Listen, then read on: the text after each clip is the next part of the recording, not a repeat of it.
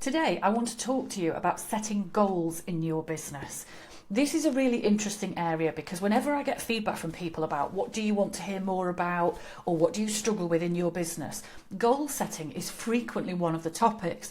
But then actually asking people what more do they need to know or to understand, or where do they feel like they're lacking, that's actually really hard to pinpoint. So I thought I would share with you today some of my favourite tips. So if you're the type of person who loves the idea of goal setting but just doesn't know where to start, or perhaps you get really carried away setting phenomenal goals but then actually 10 minutes in they've all gone a bit by the wayside and you just get really disheartened, these are the tips for you. So the first thing to think about is what time scale is most motivational for you. Typically speaking, I don't find that my clients are motivated by 3-year, 5-year, 10-year goals. In the majority of cases, it's not current, it's not relevant, it doesn't feel like it's here and now. It just feels like it's something way off there that's not actually really relevant. It's like airy, fairy, cloudy stuff, doesn't really mean anything. Now, if you have a very significant event coming up, if you're looking to retire or sell the business or make your first million, or send the kids to university or do something phenomenal, if you've got a really clear timescale in mind, then absolutely run with that timescale. If there is not a life event or something else really significant, then I would encourage you to work with a 12-month goal, because it's far enough away that you've got time to get there, you've got time to set some quite ambitious challenges, but it's also close enough that it feels relevant and it feels achievable and important. So 12 months is a really good timescale if you need my input on that. And then really think about what is your definition of success. Now, this seems ridiculously simple, and let's face it, it's one of those things we see lots of memes about on all the social platforms constantly. And we kind of know that, yeah, it's got to be my definition of success. But it's not always that obvious what our definition is. It's easy to say, well, it should be something financial, or it's something to do with my family, or it's something to do with the size of the business. And it's the same thing that if you've got something significant that stands out to you, then this question is easy. But if there isn't a specific something for you to work towards, then actually it's often very hard to pin this down. So if you're in that space, what I would actually encourage you to do is take yourself away from your business for 15 minutes and just imagine yourself in a year's time, and think about, get visual, get creative, just let the ideas flow and think about what you would love your business to look like in a year's time. Think about who you would be working with, think about what you would do with your days and your weeks. Who would you interact with? What would be the nature of the tasks and the activities that you were doing? How many clients would you have in your business? What kind of things would they be buying? What kind of money would they be spending with you?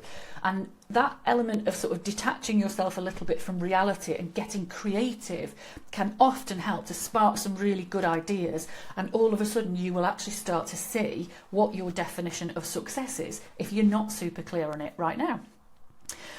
But then also ask yourself, why is that important to you? Because it's really easy to set goals and then actually halfway there kind of think, I don't feel that motivated by it. It's very easy to see all the conversations online constantly these days about 7-figure businesses, 6-figure months, this, that and the other. And you kind of get drawn into that, so you end up choosing somebody else's goal. So ask yourself right up front, why is this goal important to me? What does it actually mean? What's that going to feel like when I get there? And if you can find some true meaning to it, then you will find that that goal is something that really genuinely motivates you.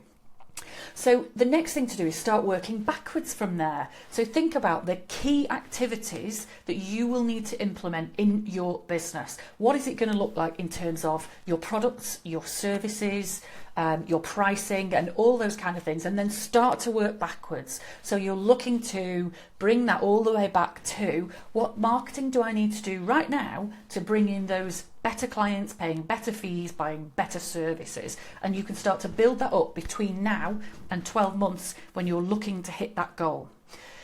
That should also help you to think about how your business will be different. So one of the mistakes I often find that people make is they say, I want to double my business, or something like, I want to double my business in 12 months. and they plan to do the same products and the same pricing. So what they're actually saying is they are going to do twice as much work in a year's time.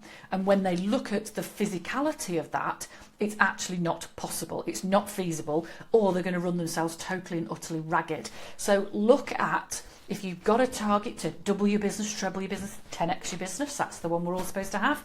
But whatever that growth looks like for you, think about how your business will need to be different. Will you need to expand your team? Will you need to bring in better systems? Will you need to bring in more automation? Will you factor all of that into your price? You really should do. So really think about how your business needs to change and grow and evolve, so you can start to build that into your plan. And link that with the actions that are going to get you to your 12-month plan. And then the crucial thing is you need to review this goal very regularly. Realistically, you want to be looking at this goal every 2 weeks in your business. Am I on track? Am I doing the right things? Am I focused on this? Is my attention in the right places to help me achieve that in the timescale that I have set? So those are my 6 steps to help you set meaningful, significant, ambitious goals that are absolutely right for you. If you still feel a little swamped and bamboozled by all of this, this is exactly the type of thing that I can help with. It's actually the first thing I work on with every single new client, because if you don't know where you're going to go, you really can't build your growth plan. So if you need more help with it, just drop me a message or head to my website, tayloreed.co.uk, and let's have a chat about how I can help you.